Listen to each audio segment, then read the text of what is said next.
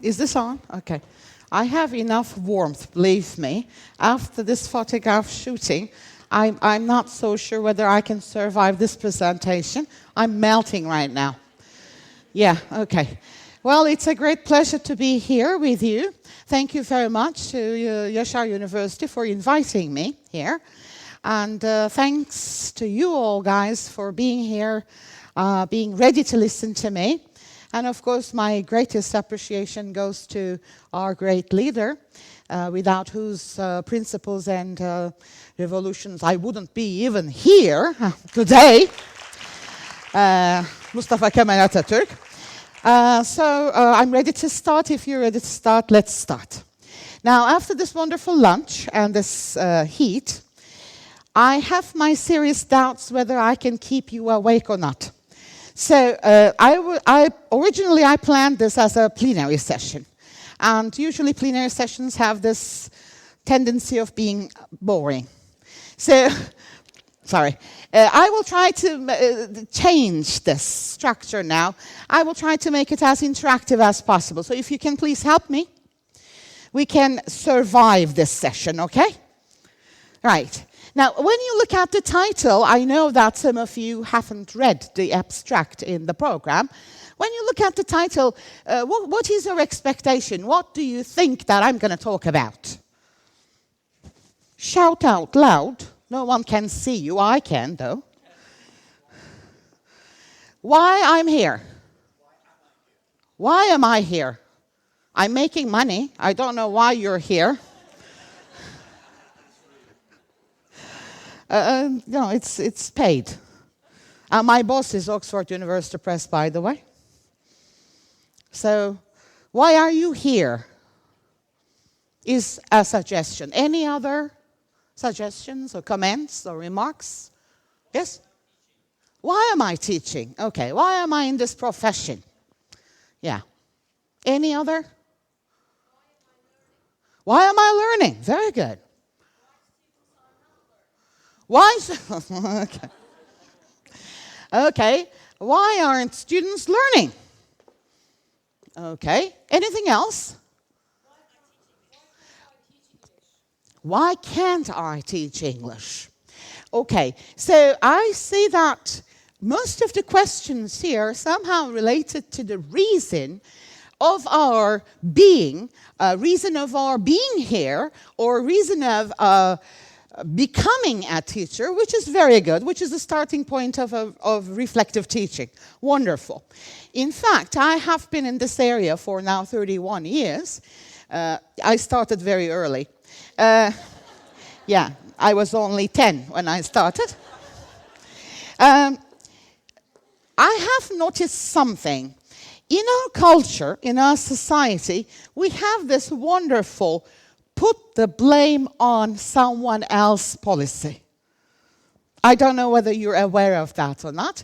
I first noticed that when I was raising my kids. My mother, may she rest in peace now, when my kids fell down, would immediately blame the floor and hit the floor. Or if they hit the door, she would beat the door, saying, bad door, why did you hit my little, sunshine kind of thing. I think this is how we raise our people.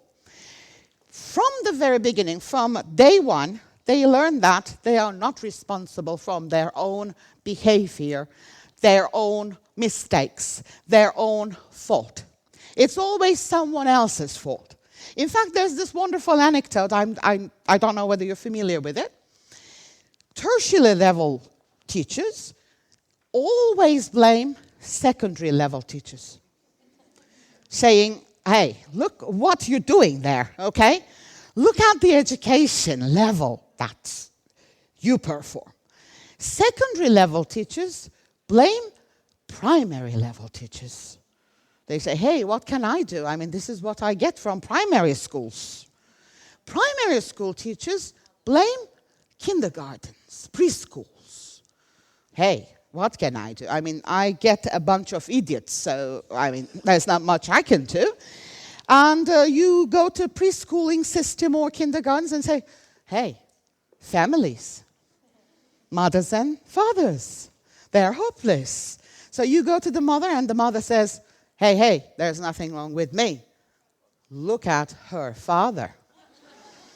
So I guess in this wonderful chain, somehow we should say, hey, now I need to look at myself as an outsider without any ego issues, without any conceit. I can look at my own practice in the classroom, what I'm doing, why I'm doing it, and are there any alternatives? Is there any room for further improvement? Right? Okay. I forgot my remote. Sorry. Let me get it. Now, when you hear the word professional development, what do you understand? Professional development. Look at me, how much developed a person can be. Not this development, definitely. Assessing yourself, very good. Improving yourself, very good. Learning things and the reasons underlying those practices, actions, events, okay?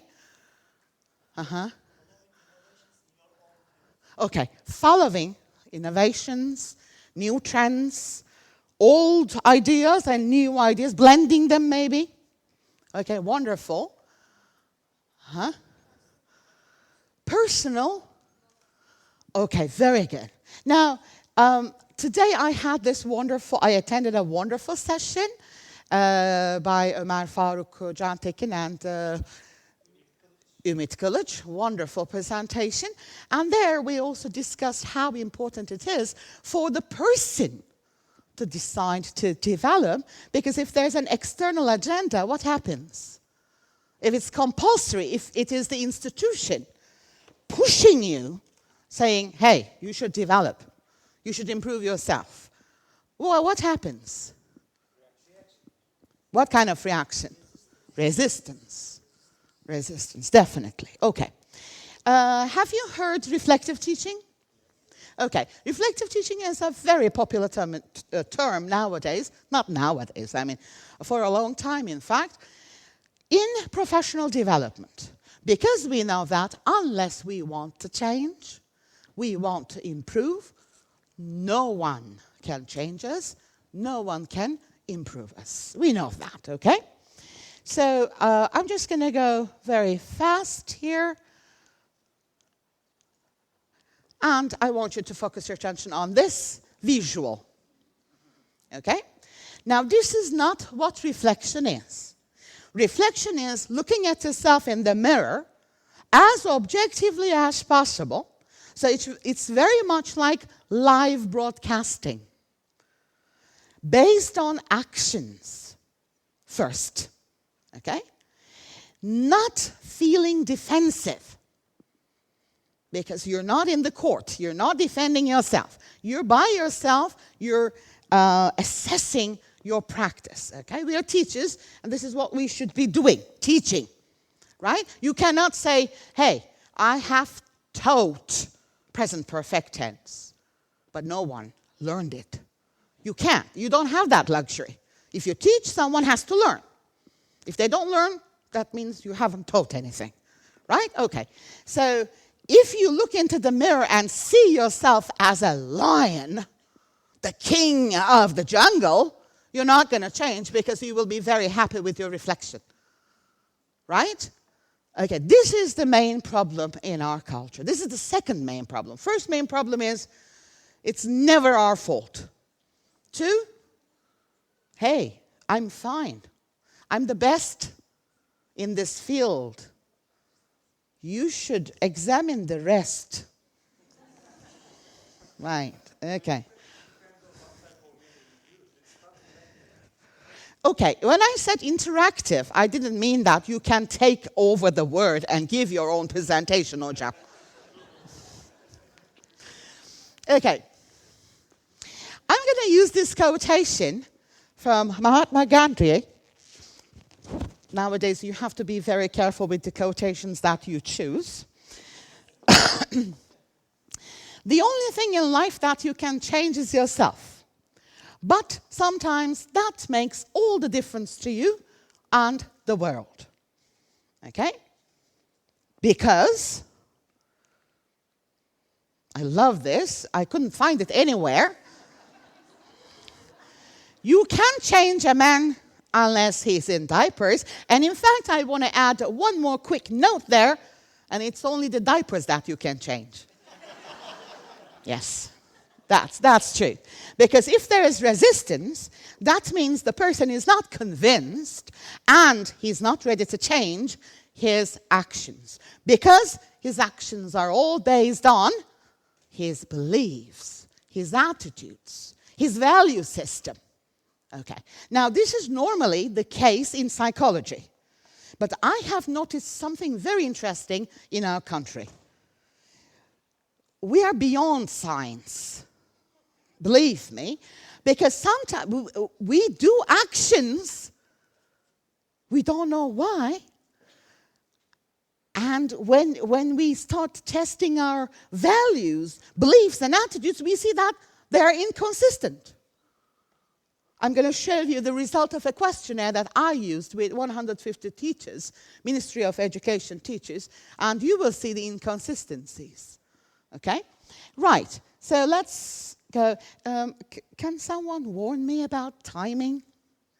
It's, how can we do that? Can you just warn me like 10 minutes before I finish? Thank you very much. Okay. Now, in 2003, we got the orders from the Ministry of Education. They said, we're going to change the system. Okay? And in our country, the system changes from top down. So the ministry said, hey, you guys, change the curriculum. We said, what kind of a curriculum would you like to have? They said, we want to have a nice 90, 60, 90 kind of curriculum, modern. Don't forget about the Council of Europe. We have to please the European Union. We said, okay, we can prepare that. Well, I was the head of the committee, but I didn't fit the requirements, but still. They wanted the requirements for the curriculum, not for the committee, so that was good. So we sat down and miraculously, we finished the curriculum, Özcan Hocam shouldn't hear this, in 5 months. Can you believe that? No other country can do this. That's why I say we are beyond science here in our country. In 5 months, we finished the curriculum. And in our ministry, when the curriculum is finished, it's finished. Honey, you try to convince them saying, hey, curriculum design is an ongoing process. They say, no. Hey, what are you talking about, you stupid academic? Go and sit in your office. The curriculum is done. We're happy with this. Okay, we said, fine, if you liked it, wonderful. They kept it. They forced us to finish it in 5 months. They kept it in a locked place for 1.5 years. I don't know why. I guess they were waiting for it to get mature enough. So after the maturity process, I guess, we defended it in front of this